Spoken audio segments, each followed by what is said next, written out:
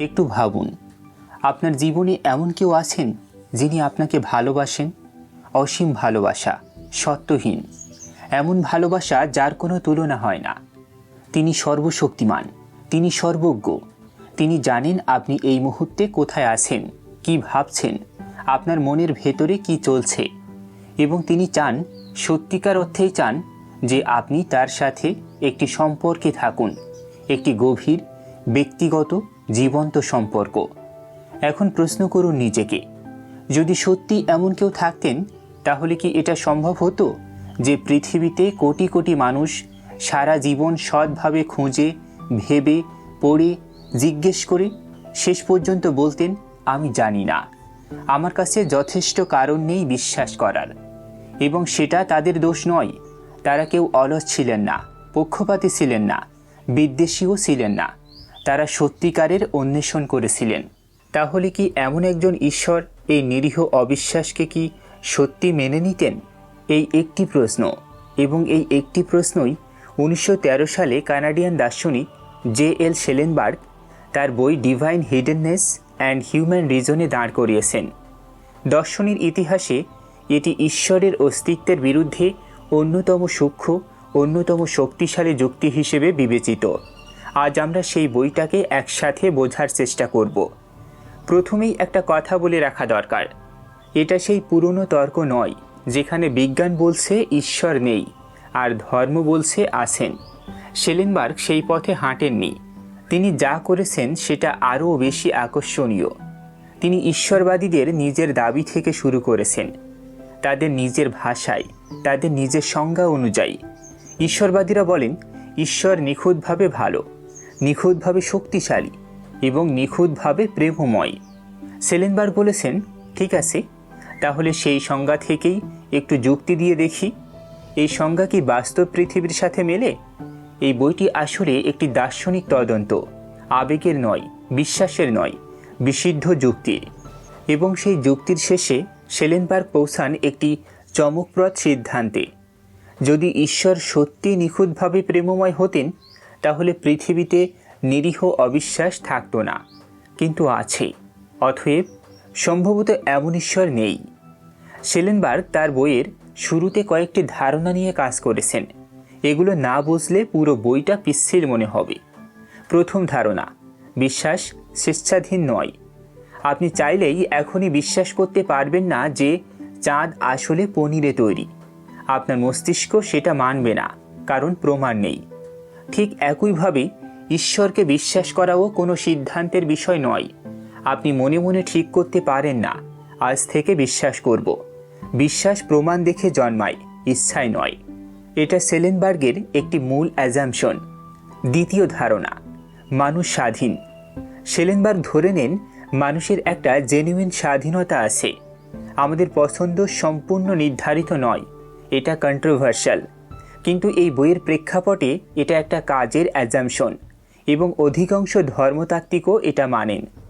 তৃতীয় ধারণা, ঈশ্বর যদি থাকেন নিখুঁতভাবে প্রেমময়। এটাই বইয়ের কেন্দ্র এবং এটা কোনো বিতর্কিত দাবি নয়। প্রায় সব ঈশ্বরবাদী ধর্মই এটা বলে। ইসলাম বলে, খ্রিস্ট ধর্ম বলে, হিন্দু ধর্মের অনেক ধারাও বলে। চতুর্থ ধারণা, যুক্তিসঙ্গত অবিশ্বাস, রিজনেবল নন বিলিভ। এটা বইয়ের সবচেয়ে গুরুত্বপূর্ণ ধারণা। কেউ যদি ঈশ্বরকে অবিশ্বাস করে তার কারণ হতে পারে দুটো। এক, সে খোঁজেনি, আলসেমি করেছে বা ইচ্ছা করে এড়িয়ে গেছে, এই অবিশ্বাস তার নিজের দায়। দুই, যে সত্যিকার অর্থে খুঁজেছে, যথাসাধ্য চেষ্টা করেছে কিন্তু পর্যাপ্ত প্রমাণ পায়নি, এই অবিশ্বাস তার দোষ নয়। দ্বিতীয় ধরনের অবিশ্বাসকেই শেলেনবার্গ বলেছেন রিজনেবল নন বিলিভ, নিরীহ যুক্তিসঙ্গত অবিশ্বাস। এখন এই ধারণাগুলো একসাথে রাখুন। ঈশ্বর নিখুঁতভাবে প্রেমময়। তিনি চান আমাদের সাথে ব্যক্তিগত সম্পর্ক, কিন্তু সেই সম্পর্কের জন্য একটা শর্ত আছে, বিশ্বাস লাগবে। আপনি যাকে চেনেন না তার সাথে সম্পর্ক কিভাবে গড়বেন? এবং বিশ্বাস স্বেচ্ছাধীন নয়। সুতরাং কেউ যদি বিশ্বাস না করে তার মানে তার কাছে যথেষ্ট প্রমাণ পৌঁছায়নি। তাহলে একজন সর্বশক্তিমান, নিখুঁত, প্রেমময় ঈশ্বর কি এটা হতে দিতেন? শেলেনবার্গ বলেছেন, না, কখনোই না। তিনি বলেছেন, একজন নিখুঁত প্রেমময় ঈশ্বর অবশ্যই এটা নিশ্চিত করতেন যে যে মানুষ নিজে বাধা সৃষ্টি করছে না সে কখনো প্রমাণের অভাবে অবিশ্বাসী থাকবে না। কিন্তু বাস্তবে পৃথিবী জুড়ে লক্ষ কোটি মানুষ আছেন যারা সৎভাবে খুঁজেছেন এবং পাননি। তাদের অবিশ্বাস নিরীহ। এই একটি তথ্যই যদি সত্য হয় পুরো যুক্তিকে সম্পূর্ণ করে দেয়। এবং এই যুক্তিকে শেলেনবার্গ বলেছেন the argument from reasonable non belief. বইটা দুটো বড় অংশে ভাগ করা হয়েছে। প্রথম অংশে তিনি এই যুক্তিটি পুরোপুরি তৈরি করেন, দেখান কেন ঈশ্বর চাইতেন সবাই বিশ্বাস করুক, দেখান যে এটা আদৌ সম্ভব ছিল এবং প্রমাণ করেন যে নিরীহ অবিশ্বাস সত্যি আছে। দ্বিতীয় অংশে তিনি সেরা পাল্টা যুক্তিগুলো নিজেই তুলে আনেন। হিক, সুইনবার্ন, কিয়েরকেগার্ড, পাস্কেল, দর্শন ও ধর্মতত্ত্বের বড় বড় নাম, এবং একটা একটা করে দেখান কেন তারা যথেষ্ট নয়। শেলেনবার্গ কোনো উত্তর ঘোষণা করতে আসেননি। তিনি একটি প্রশ্ন রেখে গেছেন, যে প্রশ্নটা এড়িয়ে যাওয়া সহজ কিন্তু সৎভাবে মোকাবেলা করা কঠিন, এবং সেই কঠিন কাজটাই দর্শনের কাজ। এখন আমরা দেখব ভালোবাসার মানে কি এবং একজন নিখুঁত প্রেমময় ঈশ্বরের কাছ থেকে আমরা ঠিক কি আশা করতে পারি। অধ্যায় 1, ভালোবাসার মানে আসলে কি। শেলেনবার্গ শুরু করেন একটা সহজ জায়গা থেকে। ঈশ্বর সম্পর্কে প্রায় সবাই একটা কথা মানেন, তিনি ভালোবাসেন। সব ধর্মেই এই দাবি আছে কোনো না কোনো রূপে। কিন্তু প্রশ্ন হলো, ভালোবাসার মানে কি? আমরা সাধারণত বলি ভালোবাসা মানে কারো মঙ্গল চাওয়া, কেউ ভালো থাকুক, সুস্থ থাকুক, সুখী থাকুক, এই চাওয়াটাই ভালোবাসা। শেলেনবার্গ বলেছেন, এটা ঠিক আছে কিন্তু এটা যথেষ্ট নয়। একটু ভাবুন, আপনার জীবনে কেউ আছেন যাকে আপনি সত্যিকার ভালোবাসেন? সেই মানুষটা কি শুধু দূর থেকে আপনার মঙ্গল চান, নাকি তিনি আপনার কাছে আসতে চান, কথা বলতে চান, আপনার সাথে সময় কাটাতে চান? সত্যিকারের ভালোবাসা শুধু কল্যাণ চাওয়া নয়, সত্যিকারের ভালোবাসা সম্পর্ক চাই, পারস্পরিক, জীবন্ত, ব্যক্তিগত সম্পর্ক। একজন মা যদি সন্তানকে ভালোবাসেন, তিনি শুধু চান না যে সন্তান কোনো দূরের দ্বীপে একা কিন্তু সুখী থাকুক। তিনি চান সন্তান তার কাছে আসুক, কথা বলুক, বিশ্বাস রাখুক। এটাই ভালোবাসার স্বভাব। এখন ঈশ্বরের ক্ষেত্রে ভাবুন, যদি ঈশ্বর নিখুঁতভাবে প্রেমময় হন, তাহলে তিনিও চাইবেন সম্পর্ক, দূর থেকে আশীর্বাদ করা নয়, কাছে টানা, যুক্ত হওয়া, পারস্পরিক সম্পর্ক। শেলেনবার্গের একটা গুরুত্বপূর্ণ কথা আছে এখানে। তিনি বলেছেন, ঈশ্বর এই সম্পর্ক চান শুধু আমাদের উপকারের জন্য নয়, তিনি চান সম্পর্কের জন্যই। ঠিক যেমন একজন মানুষ বন্ধুত্ব চান শুধু উপকারের হিসেব কষে নয়, বরং বন্ধুত্বের নিজস্ব মূল্যের জন্য। এটা একটা সূক্ষ্ম কিন্তু গুরুত্বপূর্ণ পার্থক্য, কারণ এর মানে হলো ঈশ্বর কোনো পরিস্থিতিতেই এই সম্পর্ক থেকে পিছিয়ে আসতে রাজি হবেন না। সম্পর্কটা তার কাছে নিজেই একটা মূল্যবান জিনিস। তাহলে প্রথম সিদ্ধান্তে আসা যাক। একজন নিখুঁত প্রেমময় ঈশ্বর চাইবেন যে কেউ সক্ষম সে যেন তার সাথে সম্পর্কে থাকতে পারে, এই জীবনেই, এখনই। এখন একটা অপরিহার্য প্রশ্ন, ঈশ্বরের সাথে সম্পর্ক কিভাবে হয়? কৃতজ্ঞতা জানানো, প্রার্থনা করা, ভরসা রাখা, ভালোবাসা অনুভব করা, এগুলো সেই সম্পর্কের অংশ। কিন্তু এর কোনোটাই কি সম্ভব যদি আপনি বিশ্বাসই না করেন যে ঈশ্বর আছেন? উত্তর হলো না, লজিক্যালি অসম্ভব। যাকে আপনি মনে করেন অস্তিত্বহীন, তাকে আপনি ধন্যবাদ দিতে পারবেন না, তার উপর নির্ভর করতে পারবেন না, তার সাথে কথা বলতে পারবেন না। এটা চেষ্টার ব্যাপার নয়, এটা লজিকের ব্যাপার। শেলেনবার্গ বলেছেন, তাহলে একটা কথাই স্পষ্ট, ঈশ্বরের সাথে ব্যক্তিগত সম্পর্কের জন্য বিশ্বাস অপরিহার্য। এবং বিশ্বাস তো স্বেচ্ছাধীন নয়।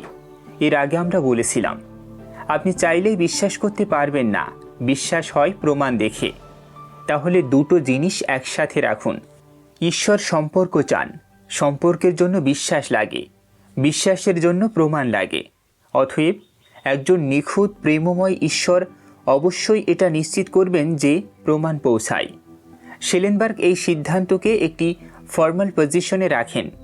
তিনি বলেন, যদি ঈশ্বর থাকেন এবং নিখুঁতভাবে প্রেমময় হন, তাহলে যে কেউ সম্পর্কে আসতে সক্ষম এবং নিজে বাধা সৃষ্টি করছে না, সে অবশ্যই বিশ্বাসের জন্য যথেষ্ট প্রমাণ পাবে।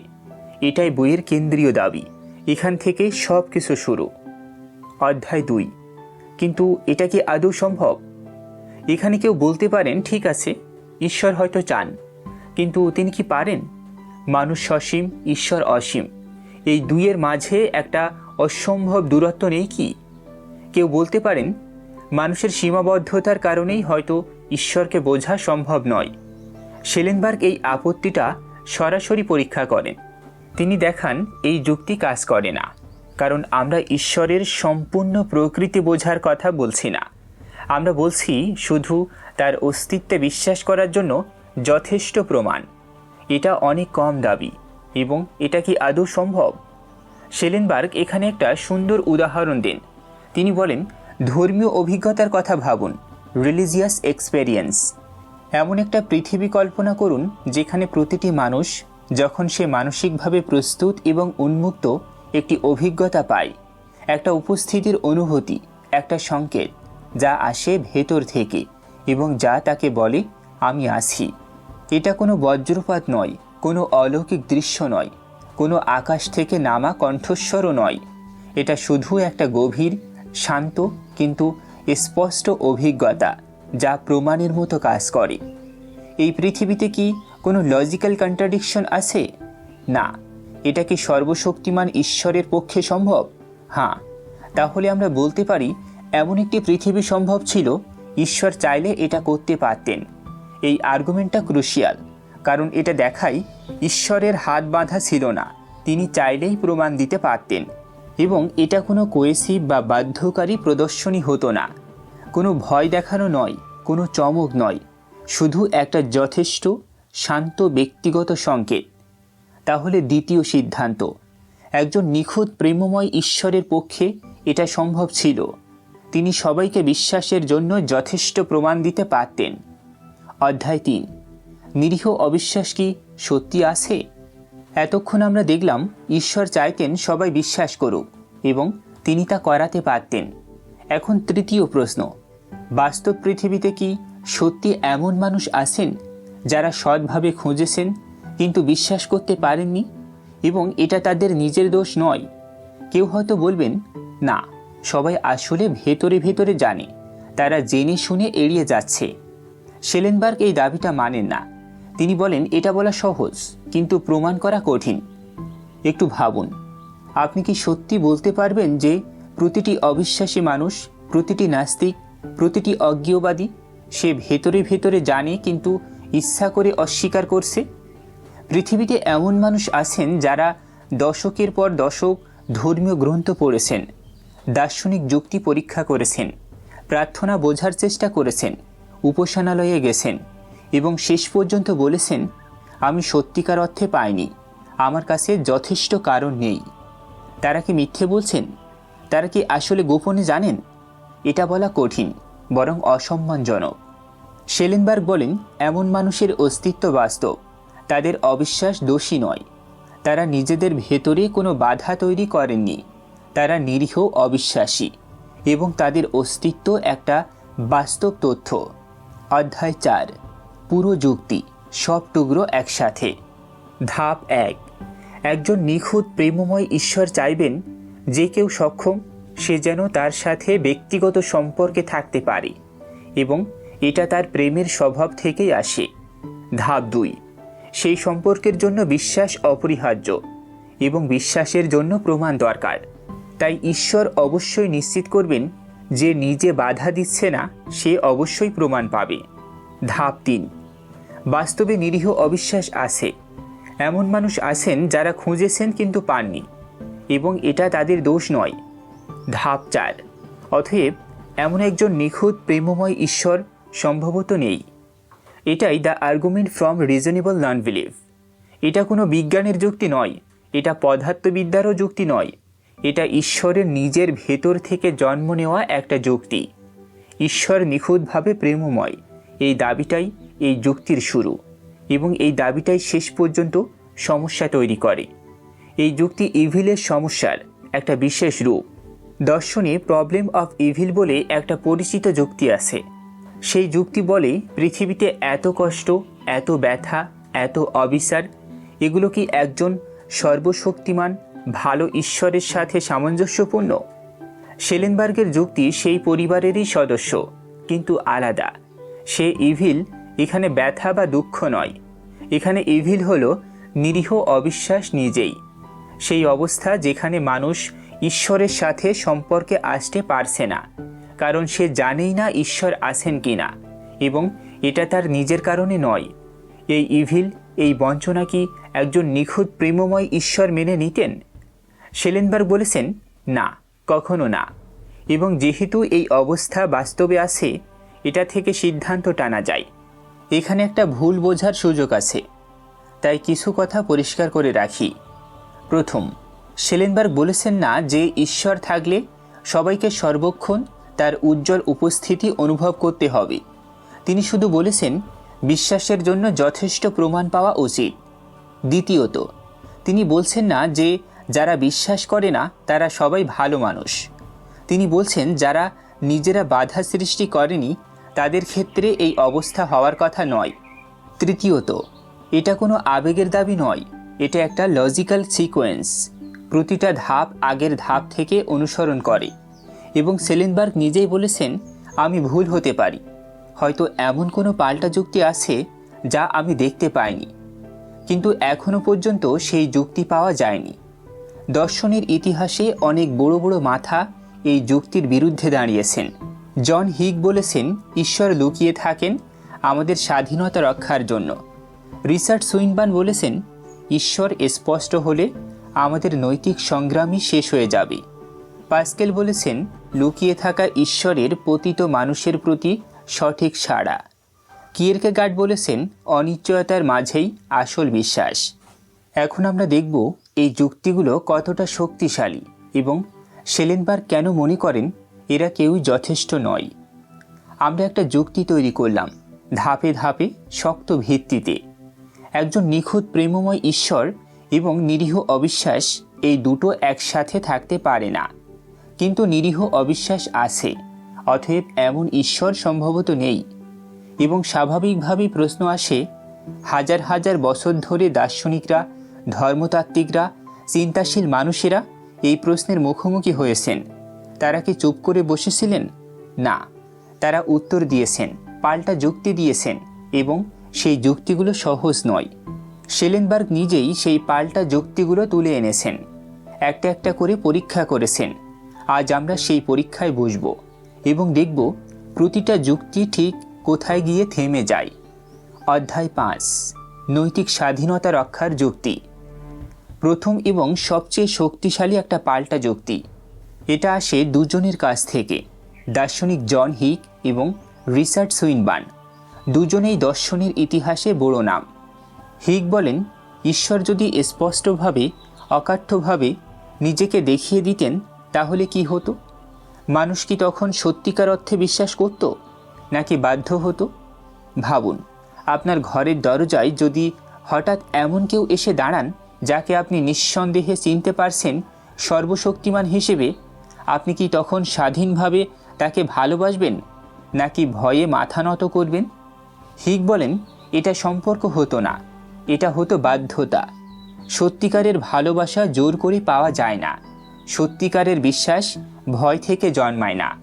তাই ঈশ্বর ইচ্ছা করেই নিজেকে স্পষ্ট করেননি, কারণ তিনি চান আমরা স্বাধীনভাবে তাকে বেছে নিই। এটা তার প্রেমের প্রকাশ, লুকিয়ে থাকা নয়, বরং আমাদের মর্যাদা রক্ষা করা। সুইনবার্ন আরও এক ধাপ এগিয়ে যান। তিনি বলেন ঈশ্বর যদি একেবারে স্পষ্ট হতেন তাহলে নৈতিক সংগ্রামই শেষ হয়ে যেত। কেন? কারণ তখন ভালো করাটা হতো নিছক বুদ্ধিমানের কাজ। ঈশ্বর দেখছেন, পুরস্কার দেবেন, শাস্তি দেবেন, এই জ্ঞান থাকলে মানুষ ভালো হতো ভয়ে, লোভে, নৈতিক সাহসে নয়। সুইনবার্ন বলেছেন একজন মানুষের চরিত্র গড়ে ওঠে প্রলোভন এবং সংগ্রামের মাঝে। যদি সব কিছু সহজ হয়ে যায় তাহলে সেই বিকাশের সুযোগ থাকে না। ঈশ্বর তাই জ্ঞাতসারে একটু দূরত্ব রেখেছেন আমাদের সত্যিকারের নৈতিক মানুষ হওয়ার সুযোগ দিতে। এই যুক্তিগুলো শুনতে আকর্ষণীয়, কিন্তু সুইনবান দেখান এগুলোতে একটা মূল সমস্যা আছে। হিকের যুক্তির বিরুদ্ধে সুইনবান বলেন, আমরা কিন্তু কখনো বলিনি যে ঈশ্বরকে অভূতপূর্ব, ভয়ঙ্কর, অপ্রতিরোধ্যভাবে উপস্থিত হতে হবে। আমরা শুধু বলেছি বিশ্বাসের জন্য যথেষ্ট প্রমাণ, একটা শান্ত, ব্যক্তিগত, গভীর অনুভূতি যা বিশ্বাস তৈরি করার জন্য যথেষ্ট। এই ধরনের প্রমাণ কি মানুষকে ভয় দেখিয়ে জমিয়ে দেবে, মানুষের স্বাধীনতা কেড়ে নেবে? মোটেও না, কারণ এরপরও মানুষ সেলফ ডিসেপশন করতে পারে, প্রমাণ চেয়েও উপেক্ষা করতে পারে, ঈশ্বরকে জেনেও সম্পর্ক না চাইতে পারে। এবং এর প্রমাণ সাধু পলের নিজের কথা। তিনি লিখেছেন, যা ভালো তা করতে চাই কিন্তু করি না, যা মন্দ তা চাই না সেটাই করি। পল কিন্তু একজন নিশ্চিত বিশ্বাসী ছিলেন। ঈশ্বরের উপস্থিতি তিনি প্রত্যক্ষভাবে অনুভব করেছিলেন। তারপরও নৈতিক সংগ্রাম চলছে। তাহলে প্রমাণ থাকলে স্বাধীনতা শেষ হয়, এই দাবিটা টেকে না। সুইনবান এর যুক্তির বিরুদ্ধে সেলেনবার্গ বলেন, সুইনবান একটা ভুল ধরে নিচ্ছেন। তিনি ধরে নিচ্ছেন যে ঈশ্বর স্পষ্ট হলে মানুষ ভয়ে ভালো হবে, মানে পুরস্কার আর শাস্তির হিসেবে। কিন্তু একজন নিখুঁত প্রেমময় ঈশ্বরের সম্পর্কে মানুষের ধারণা কি এটা হবে? না, বরং মানুষ বুঝবে এই ঈশ্বর ভালোবাসেন, তিনি শক্তিদাতা নন, সম্পর্ক চান। তখন ভালো হওয়ার অনুপ্রেরণা হবে ভালোবাসা, ভয় নয়। এবং তারপরও সংগ্রাম থাকবে, কারণ মানুষের দুর্বলতা থাকবে, প্রলোভন থাকবে, নিজেকে প্রতারণা করার সুযোগ থাকবে। শুধু একটা জিনিস থাকবে না, নিরীহ অবিশ্বাস। আর সেটাই একটা নিখুঁত প্রেমময় ঈশ্বর চাইতেন। অধ্যায় 6, অন্তরের গভীরতা, পাস্কেল ও কিয়েরকেগার্ড। এবার দুটো আরও পুরনো, আরও গভীর যুক্তি। একটা আসে ব্লেইস পাস্কেল থেকে, সপ্তদশ শতকের ফরাসি দার্শনিক ও গণিতবিদ। আরেকটা আসে কিয়েরকেগার্ড থেকে, 19 শতকের ডেনিশ দার্শনিক, অস্তিত্ববাদের জনক। দুজনেই ভিন্নভাবে বলেছেন ঈশ্বরের আড়াল থাকাটা আসলে ভালো। পাস্কেল বলেন, ঈশ্বর শুরুতে লুকিয়েছিলেন না, মানুষ পড়ে গেছে, নিজেকে কেন্দ্রে রেখেছে, ঈশ্বর থেকে মুখ ফিরিয়েছে, ফলে ঈশ্বর সরে গেছেন, সংকেত দুর্বল হয়েছে, প্রমাণ ঝাপসা হয়েছে। কিন্তু পাস্কেল বলেছেন, এই অবস্থায় একটা সুযোগও আছে। যারা সত্যিকার মন থেকে খোঁজে তারা পাবে, ঈশ্বর তাদের কাছে ঠিকই সাড়া দেন। যারা খোঁজে না তারা পাবে না, এবং সেটা তাদের দায়। কিয়েরকেগার্ড আরও সূক্ষ্মভাবে বলেন, তার মতে সত্যিকারের বিশ্বাস মানে হলো ঝুঁকি নেওয়া, নিশ্চিততার উপর নয়, অনিশ্চয়তার মাঝে একটা লিপ নেওয়া। যদি ঈশ্বরের অস্তিত্ব ক্রিস্টাল ক্লিয়ার হয়ে যায়, তাহলে সেটা আর বিশ্বাস থাকে না, সেটা হয় জ্ঞান। কিয়েরকেগার্ড বলেছেন, বিশ্বাসের মূল্যই হলো সে অনিশ্চয়তার মুখে দাঁড়িয়ে থাকে। সেই অনিশ্চয়তা না থাকলে বিশ্বাসের কোনো বিশেষত্ব নেই। তাই ঈশ্বরের আড়াল থাকাটা একটা উপহার। এটা আমাদের সত্যিকারের বিশ্বাসের সুযোগ দেয়। পাস্কেল এবং কিয়েরকেগার্ড এর কথা গভীর, এদের হালকাভাবে উড়িয়ে দেওয়া যায় না। কিন্তু সেলেনবার্গ দুটো গুরুতর সমস্যা দেখান। পাস্কেলের যুক্তি শুরুই হয় এই ধরে নিয়ে যে ঈশ্বর আছেন, মানুষ পড়ছে, তাই ঈশ্বর সরে গেছেন। এটা বলা মানেই আগে থেকে ঈশ্বরের অস্তিত্ব মেনে নেওয়া। কিন্তু আমরা তো ঠিক সেটাই পরীক্ষা করছি। এটা সার্কুলার রিজনিং, গোলাকার যুক্তি। আপনি যা প্রমাণ করতে চাইছেন সেটাকেই শুরুর জায়গায় রাখছেন। এবং আরেকটা কথা, পাস্কেল বলেছেন, যারা সত্যিকার খোঁজে তারা পাবে। কিন্তু বাস্তবে অনেক মানুষ আছেন যারা সত্যিকার অর্থে খুঁজেছেন এবং পাননি। তাদের কি বলবেন তারা ঠিকমতো খোঁজেনি? এটা অসম্মানজনক এবং প্রমাণ সাপেক্ষ। কিয়েরকেগার্ড বলেছেন, অনিশ্চয়তাই বিশ্বাসকে মূল্যবান করে। কিন্তু সেলেনবার্গ একটা সরল প্রশ্ন করেন, এই অনিশ্চয়তা কি সবার জন্য সমান? পৃথিবীতে কেউ জন্মেছেন গভীর ধর্মীয় পরিবারে, ঈশ্বরের উপস্থিতি তাদের জীবনে স্বাভাবিক। কেউ জন্মেছেন এমন পরিবেশে যেখানে ঈশ্বরের ধারণাটাই পরিচিত নয়। একজনের জন্য লিভ নেওয়া অনেক সহজ, আরেকজনের জন্য অনেক কঠিন। এই বৈষম্যকে কি একজন ন্যায্য, প্রেমময় ঈশ্বরের পরিকল্পনা বলা যায়? কিয়েরকেগার্ডের রোমান্টিক দর্শন সুন্দর, কিন্তু এটা এফেস্টিক ফেয়ারনেস এর প্রশ্নের উত্তর দেয় না। অধ্যায় 7, বাকি পাল্টা যুক্তি। এখনও কয়েকটা যুক্তি বাকি। যুক্তি 1, পরীক্ষার মাঠ। জোসেফ বাটলার বলেন, ঈশ্বরের অস্তিত্ব নিয়ে সন্দেহ আসলে একটা মূল্যবান জিনিস, কারণ এই সন্দেহ মানুষকে বুদ্ধিবৃত্তিকভাবে পরীক্ষা করে। সে কি গভীরভাবে ভাববে? সে কি সৎ অনুসন্ধান করবে? এটা একটা নৈতিক পরীক্ষা।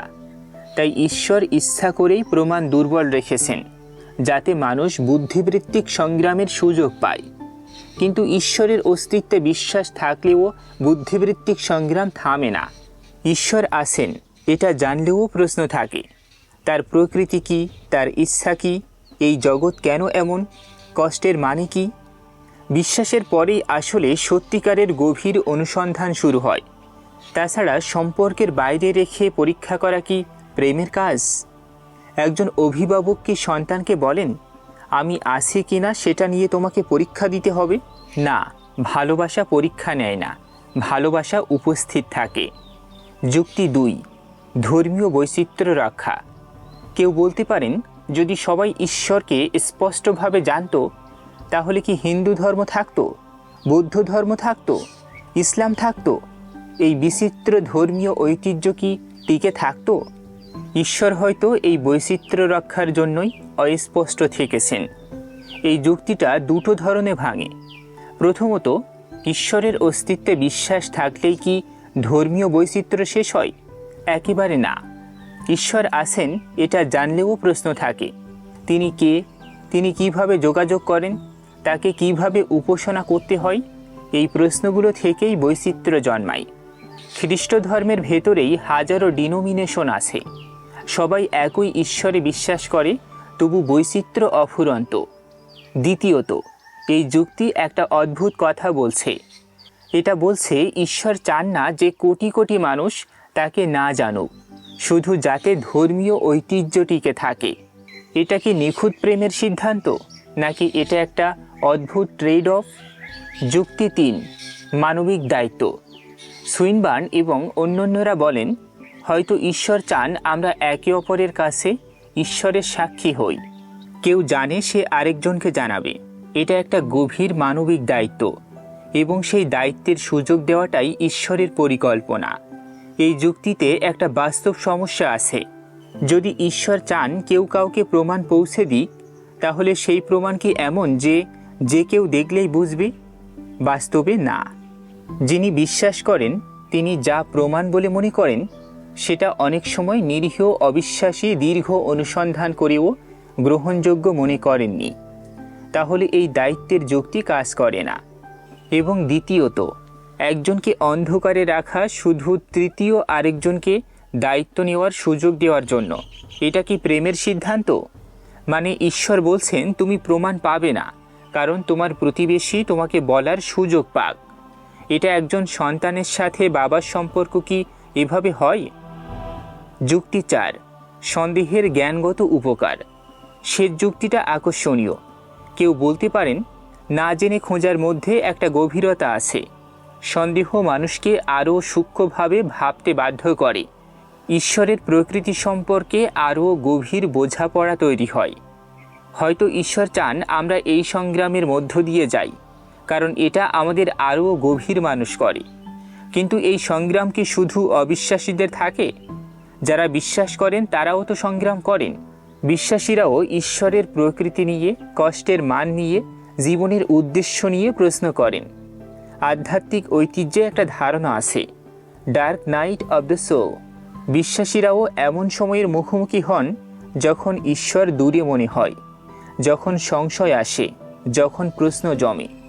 এই অভিজ্ঞতা শুধু বিশ্বাসের বাইরে থাকলেই পাওয়া যায় না।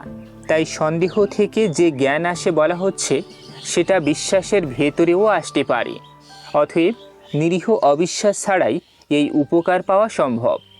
ঈশ্বরের কোনো কারণ নেই কাউকে অবিশ্বাসে রাখার। শেষে কেউ বলতে পারেন, হয়তো একটা যুক্তি একা যথেষ্ট নয়, কিন্তু সব যুক্তি মিলিয়ে নৈতিক স্বাধীনতা, অন্তরের গভীরতা, বুদ্ধিবৃত্তিক পরীক্ষা, ধর্মীয় বৈচিত্র্য, মানবিক দায়িত্ব সন্দেহের উপকার, এই সব কিছু মিলিয়ে কি একটা যথেষ্ট কারণ তৈরি হয়? সেলেনবার্গ বলেন না, কারণ এই সব যুক্তির যা ভালো দিক আছে সেগুলো বিশ্বাসের ভেতরেও পাওয়া সম্ভব।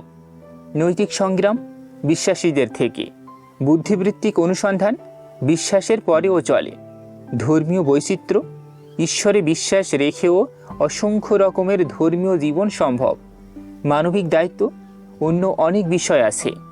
কিন্তু নিরীহ অবিশ্বাসের কারণে যা হারাই সেটা হারাই। ঈশ্বরের সাথে সম্পর্কের সুযোগ, সেই সম্পর্কের উষ্ণতা, সেই বিশ্বাসের গভীরতা, এই ক্ষতির বিপরীতে কোনো প্রাপ্তি নেই যা শুধু নিরীহ অবিশ্বাস থেকেই আসতে পারে। তাহলে একটা নিখুঁত প্রেমময় ঈশ্বরের কোনো কারণ নেই এই অবস্থা মেনে নেওয়ার। এতক্ষণ অনেক নাম এলো, অনেক যুক্তি, হিক, সুইনবার্ন, প্যাস্কেল, কিয়েরকেগার্ড, বাটলার। দর্শনের ইতিহাসে এরা কেউ সাধারণ মানুষ নন, এরা গভীরভাবে ভেবেছেন, আন্তরিকভাবে ভেবেছেন। কিন্তু সেলেনবার্গ দেখিয়েছেন তাদের কেউই একটা মূল প্রশ্নের উত্তর দিতে পারেননি। সেই প্রশ্ন হলো, এই নির্দিষ্ট কারণটা কি এতটাই মূল্যবান যে একজন নিখুঁত প্রেমময় ঈশ্বর এর জন্য কোটি কোটি মানুষকে সম্পর্ক থেকে বঞ্চিত রাখবেন? এবং প্রতিটা ক্ষেত্রে উত্তর এসেছে না। এখন আমরা দেখব এই যুক্তি আমাদের কোথায় নিয়ে যায়।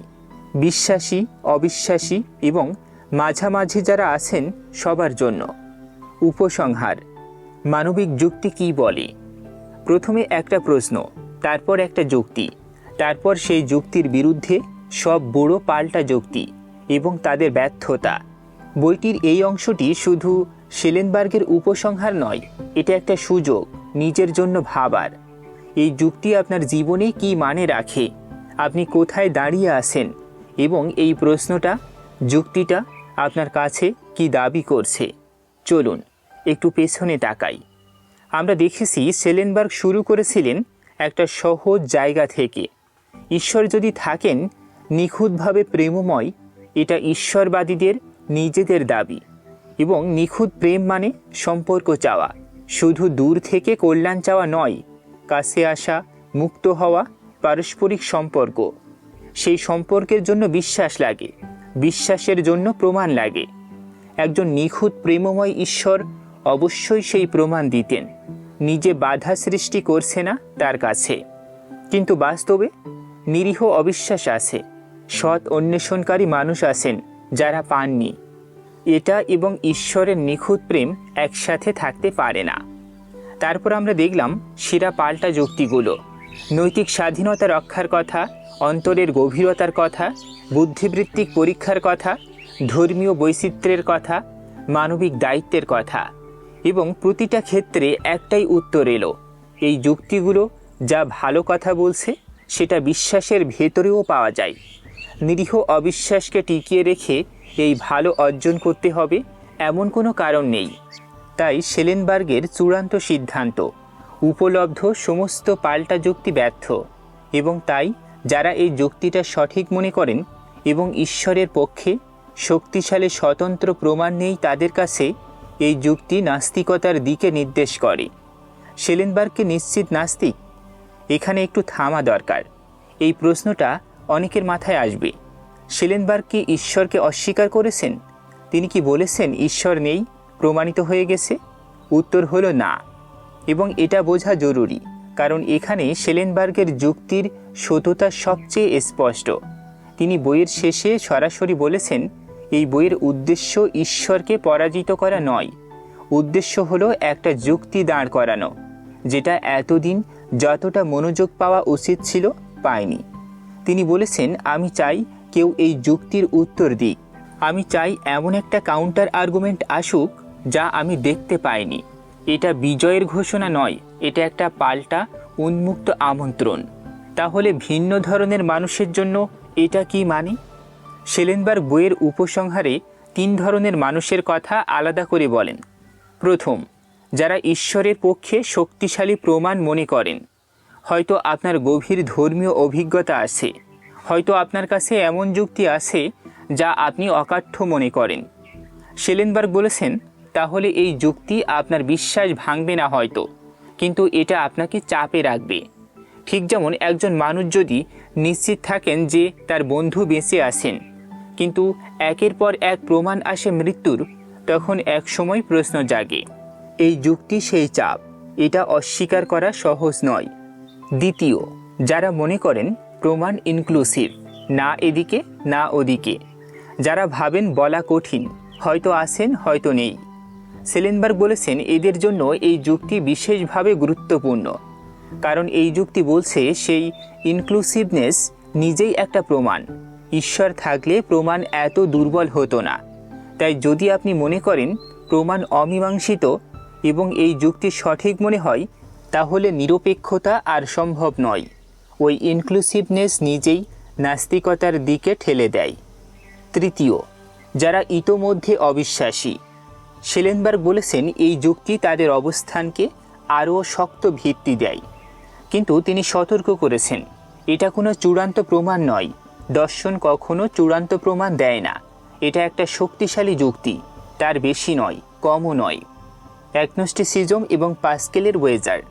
সেলেনবার্গ এই বইয়ের শেষে দুটো পরিচিত অবস্থানকে আলাদাভাবে চ্যালেঞ্জ করেন। অ্যাগনোস্টিসিজম, অনেকে বলেন প্রমাণ যথেষ্ট নেই, তাই আমি বিচার মুলতুবি রাখব, বলবো না আছেন, বলবো না নেই। সেলেনবার্গ বলেছেন এই যুক্তি যদি সঠিক হয়, তাহলে অ্যাগনোস্টিসিজম একটা বিলাসিতা, কারণ প্রমাণের দুর্বলতা নিজেই এখন একটা প্রমাণ। আপনি যদি বলেন আমি জানি না, কিন্তু এই যুক্তি মেনে নেন, তাহলে আপনি জানেন ঈশ্বর থাকলে প্রমাণ এমন থাকতো না। তাই অ্যাগনোস্টিসিজম এখানে ন্যাচারাল নয়, এটা আসলে একটা এড়িয়ে যাওয়া। পাস্কেলের ওয়েজার।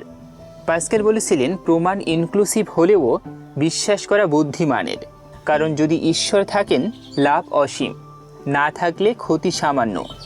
সেলেনবার্গ বলেছেন কিন্তু এই যুক্তি একটা সত্যের উপর দাঁড়িয়ে, সেই সত্য হলো প্রমাণ সত্যি ইনক্লুসিভ। কিন্তু যদি প্রমাণের দুর্বলতা নিজেই ঈশ্বরের বিরুদ্ধে একটা প্রমাণ হয়, তাহলে ওয়েজারের ভিত্তি নেই, ইনক্লুসিভনেস আর ইনক্লুসিভ নেই। 1993 সালে লেখা এই বই 3 দশকেরও বেশি সময় পেরিয়েছে। তারপরও দর্শনের বিভাগে, ধর্মতত্ত্বের সেমিনারে, ইন্টারনেটের অসংখ্য বিতর্কে এই বইয়ের কথা ওঠে। কেন? কারণ সেলেনবার্গ এমন একটা কাজ করেছেন যা অনেকে করেননি। তিনি বাইরে থেকে আক্রমণ করেননি। তিনি বলেননি বিজ্ঞান প্রমাণ করছে ঈশ্বর নেই। তিনি বলেননি ধর্ম মানুষের উদ্ভাবন। তিনি বলেননি বিবর্তন ব্যাখ্যা করে দিয়েছে সব। তিনি ভেতরে থেকে প্রশ্ন করেছেন। ঈশ্বরবাদীরা যা বলেন ঈশ্বর নিখুঁতভাবে প্রেমময়, সেই দাবিটিকেই ধরে টেনেছেন। বলেছেন আচ্ছা, এটা যদি সত্য হয় তাহলে পৃথিবী কেমন হওয়ার কথা, এবং বাস্তব পৃথিবী কি সেরকম? এটা শুধু নাস্তিকদের যুক্তি নয়, এটা যে কোনো সৎ মানুষের যুক্তি যিনি ভাবতে চান। আজকের পৃথিবীতে ধর্ম নিয়ে আলোচনা প্রায় দুটো ভাগে ভাগ হয়ে যায়। একদিকে থাকেন যারা বলেন বিশ্বাস করো, প্রশ্ন করো না। আরেক দিকে থাকেন যারা বলেন বিশ্বাস মানেই অজ্ঞতা। দুটো অবস্থানই আসলে একটা কথোপকথন এড়িয়ে যাচ্ছে। সেলেনবার্গ সেই কথোপকথনটা করেছেন যুক্তির ভাষায়, সম্মানের সাথে এবং সৎভাবে। তিনি দেখিয়েছেন ঈশ্বর সম্পর্কে যুক্তি দেওয়া সম্ভব, এবং সেই যুক্তি অস্বস্তির হলেও মোকাবেলা করতে হবে। পালিয়ে গেলে উত্তর পাওয়া যাবে না। আমি এখানে একটা কথা বলতে চাই। সেলেনবার্গের যুক্তি পড়তে পড়তে আমার মনে বারবার একটা কথা এসেছে, এই প্রশ্নটা, ঈশ্বর কেন লুকিয়ে থাকেন? এটা শুধু দার্শনিকদের প্রশ্ন নয়, এটা সেই মানুষটার প্রশ্ন যিনি হাসপাতালের বিছানায় শুয়ে আছেন এবং ভাবছেন কোথায় তুমি। এটা সেই মানুষটার প্রশ্ন যিনি সারা জীবন ধর্মপ্রাণ পরিবারে বড় হয়েছেন, কিন্তু নিজে কখনো সেই উপস্থিতি অনুভব করেননি। এটা সেই মানুষটার প্রশ্ন যিনি বইয়ের পর বই পড়েছেন, মসজিদ, মন্দির, গির্জায় গেছেন, প্রার্থনা করেছেন এবং ফিরে এসেছেন খালি হাতে। এরা দার্শনিক নন, এরা সাধারণ মানুষ, এবং তাদের এই অভিজ্ঞতা, এই শূন্যতা, সেলেনবার্গ বলেছেন এটা গুরুত্বপূর্ণ, এটা উপেক্ষা করার মতো কিছু নেই। এবং যদি ঈশ্বর সত্যি নিখুঁতভাবে প্রেমময় হন, তাহলে এই মানুষগুলোর শূন্যতা তাকে ভাবাতো, তিনি এটা মেনে নিতেন না। সেলেনবার্গ বইয়ের একেবারে শেষে একটা কথা বলেছেন। তিনি বলেছেন আমি নিজেও মনে করি না যে কোনো পাল্টা যুক্তি আসবে না, হয়তো আসবে, হয়তো এমন কোনো কারণ আছে যা আমি দেখতে পাইনি। আমার এই অক্ষমতা একটা চ্যালেঞ্জ, বিজয় নয়। এই কথাটা আমাকে থামিয়ে দেয়, কারণ এটা দার্শনিক বিনয়ের সর্বোচ্চ প্রকাশ। তিনি একটা শক্তিশালী যুক্তি তৈরি করেছেন, তারপরও বলেছেন আমি ভুল হতে পারি, খুঁজে দেখো। এবং এটাই দর্শনের কাজ। দর্শন কোনো চূড়ান্ত উত্তর দেয় না, দর্শন প্রশ্নটাকে সৎভাবে দাঁড় করায় এবং বলে এখন তোমার পালা। আপনি হয়তো এই বইটি শেষ করবেন বিশ্বাসী হিসেবে, হয়তো অবিশ্বাসী হিসেবে, হয়তো আগের চেয়ে বেশি বিভ্রান্ত হয়ে। এবং জানেন, বিভ্রান্তি খারাপ নয়। বিভ্রান্তি মানে আপনি সত্যিকার অর্থে ভাবছেন। শেলেনবার্গ আমাদের একটাই কাজ করতে বলেছেন, প্রমাণের দাবি রাখুন, নিজের সাথে সৎ থাকুন এবং যে উত্তর পাচ্ছেন না সেটা থেকে পালিয়ে না গিয়ে মুখোমুখি হন। কারণ প্রশ্নটা শুধু ঈশ্বরের নয়, এটা আমাদের, মানুষের। আমরা কিভাবে ভাবি, আমরা কিসে বিশ্বাস করি, আমরা কতটা সাহস করে সত্যের মুখে দাঁড়াতে পারি। এই ছিল ডিভাইন হিডেননেস অ্যান্ড হিউম্যান রিজন, জে.এল. শেলেনবার্গের সেই বই, যেটা 3 দশকেরও বেশি সময় ধরে দর্শনের আলোচনায় বেঁচে আছে এবং থাকবে।